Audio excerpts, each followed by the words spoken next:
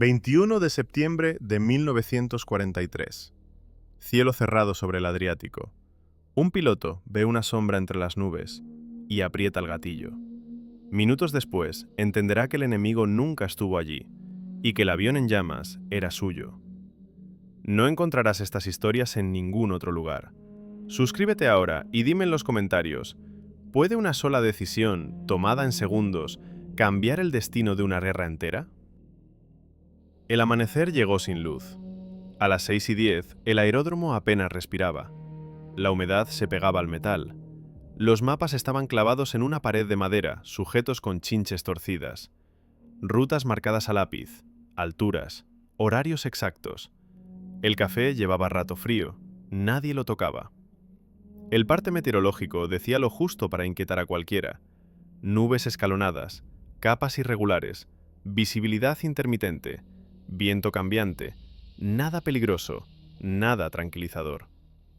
El mayor al mando no levantó la voz, solo asintió. Había visto ese tipo de mañanas antes. Siempre significaban lo mismo. El cielo iba a mentir. A las 6:42, los motores comenzaron a rugir, uno a uno, tos metálica, luego fuerza constante. Los pilotos no hablaban, no hacían falta palabras, solo gestos breves, miradas rápidas. Era una misión de cobertura, nada heroico, nada decisivo, en teoría. Proteger bombarderos, vigilar un corredor aéreo, mantener el orden en un cielo que ya no obedecía a nadie. A las 7:03 despegaron. Debajo de ellos, el mar desapareció pronto. Una alfombra de nubes lo cubría todo, gris, espesa, rota en capas que se movían como placas de hielo. A 3.000 metros, el avión empezó a sacudirse, corrientes ascendentes, turbulencia irregular. El capitán del primer par ajustó el rumbo, miró los instrumentos, todo parecía correcto, demasiado correcto. El silencio por radio se alargó más de lo normal, solo señales de control, respuestas cortas, mecánicas. A las 7:11 llegó el primer crujido, interferencia, una voz que se cortó a mitad de palabra, luego nada. Intentaron restablecer contacto, sin éxito. En el informe posterior se escribiría: fallo temporal de comunicaciones. En la cabina, la sensación fue distinta, como si alguien hubiera apagado el mundo durante un segundo. 3.800 metros entraron en la capa más densa. Las nubes se cerraron alrededor del fuselaje. El horizonte dejó de existir. Solo quedaban los relojes, el zumbido constante del motor, la respiración amplificada dentro de la máscara. Y entonces, algo se movió. No fue claro, no fue inmediato.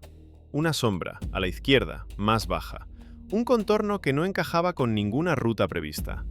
El capitán parpadeó, revisó instrumentos, altura, velocidad, hora exacta, 7:16. En ese sector no debía haber nadie, ni aliados, ni enemigos. Tiró suavemente de la palanca, ganó altura. La sombra hizo lo mismo, demasiado precisa, demasiado sincronizada. El pulso se aceleró, no por miedo, por cálculo. «Contacto visual, posible enemigo», dijo por radio. La estática respondió por todos. Subió otros 100 metros. Buscó romper la nube desde arriba. Necesitaba confirmar. La silueta seguía allí. No veía insignias, no veía color, solo forma, movimiento, intención. En segundos, la mente llenó los huecos. Avión enemigo, cazador solitario, emboscada. Todo encajaba, demasiado bien. El dedo se apoyó en el gatillo. Aún no disparó. Pero la decisión ya estaba formándose, lenta y silenciosa. En ese instante, sin que nadie lo supiera, el error ya estaba en el aire. El cielo no dio ninguna respuesta, solo presión, solo ruido blanco, solo esa sombra que parecía saber exactamente dónde estaba él. El capitán giró a babor, lento, probando. La silueta respondió. No era un reflejo, no era un juego de luz, tenía masa, tenía intención. El entrenamiento hizo el resto. Altura, ventaja, primer disparo. Apretó el gatillo. Las ametralladoras sacudieron el ala. El retroceso recorrió el fuselaje como un latigazo. Las trazadoras se perdieron en la nube, y luego encontraron algo. Un destello, un golpe seco, metal contra metal. La sombra se quebró. Durante un segundo eterno, el avión enemigo, porque ya era enemigo en su mente, salió de la nube. Giró bruscamente, perdió estabilidad. «Impacto confirmado», dijo el capitán, más para sí mismo que para la radio. No hubo respuesta. El otro aparato cayó hacia abajo, envuelto en vapor y fragmentos. No explotó, no gritó, simplemente cayó. El capitán lo siguió con la mirada hasta que las nubes lo devoraron otra vez. El pulso seguía alto, pero la mente, extrañamente tranquila. Un derribo limpio, un peligro menos.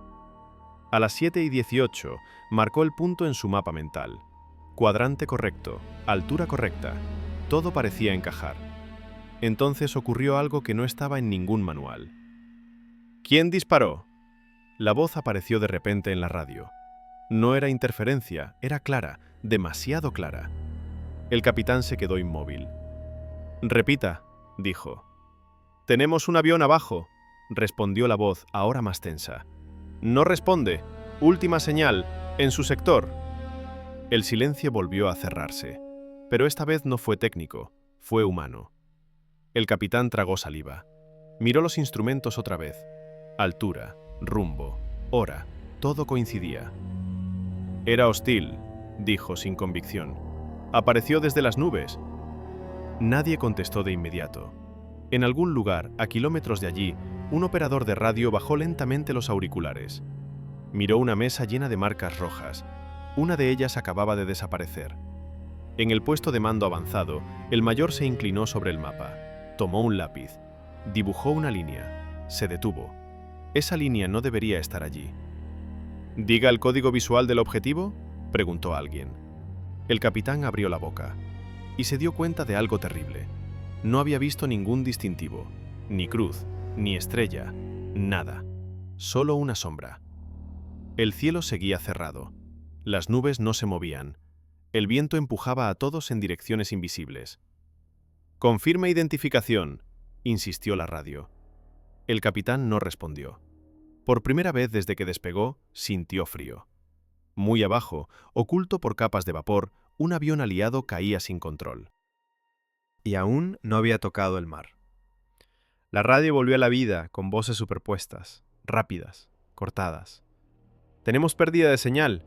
Repita último contacto. ¿Quién está en el sector 3 alfa?» El capitán respiró hondo, demasiado hondo. «Aquí líder 1», dijo al fin.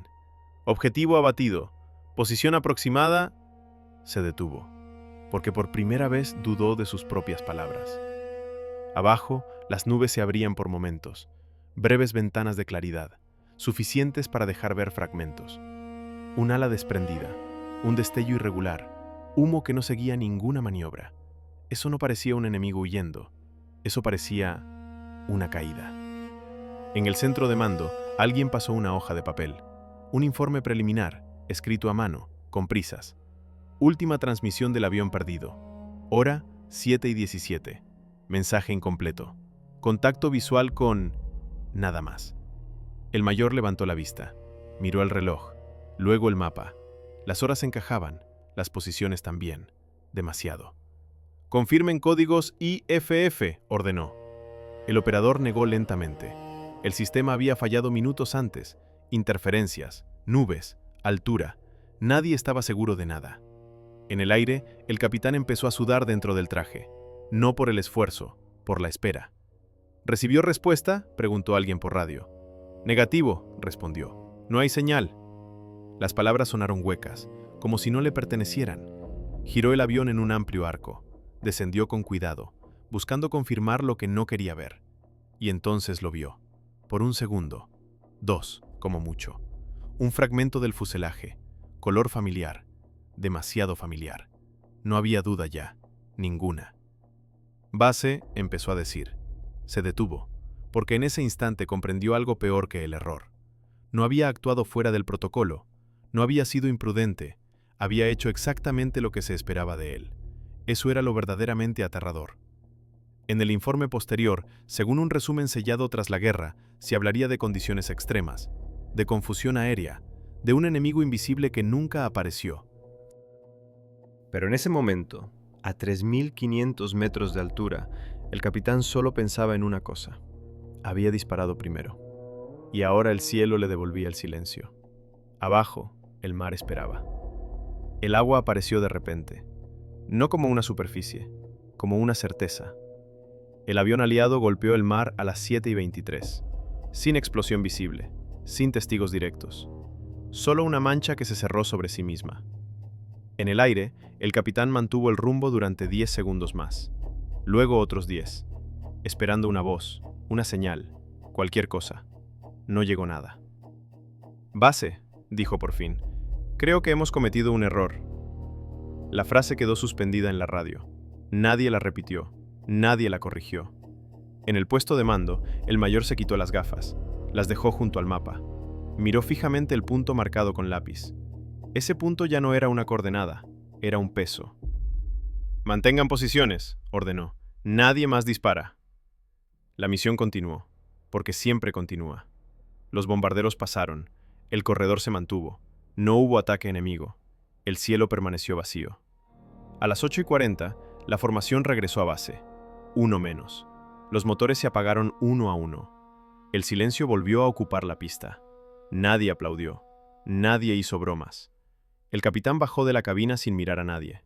Se quitó el casco, tenía las manos temblando. En una sala pequeña, con paredes desnudas, le pidieron que repitiera todo, desde el principio. Él habló despacio, con precisión, sin adornos. La nube, la sombra, la interferencia, el disparo. «¿Vio identificación?», preguntaron. «No», respondió. «¿Confirmó código?». No funcionaba. Las respuestas eran correctas, todas. Horas más tarde, un memo restringido mencionaría una concatenación improbable de factores. Clima, altura, fallo técnico, presión operativa. Nadie sería sancionado. El nombre del piloto caído aparecería en una lista, sin explicación pública, sin detalles. Años después, en entrevistas de posguerra, algunos oficiales admitirían en voz baja que aquel día el enemigo no estuvo en el aire, solo el miedo. Y la niebla. El capitán nunca volvió a disparar primero. Voló decenas de misiones más. Cumplió órdenes. Sobrevivió a la guerra. Pero cada vez que entraba en una nube, buscaba sombras que no quería encontrar. Porque había aprendido algo que ningún manual enseñaba. En el aire, no siempre gana el más rápido. A veces, pierde el que ve primero.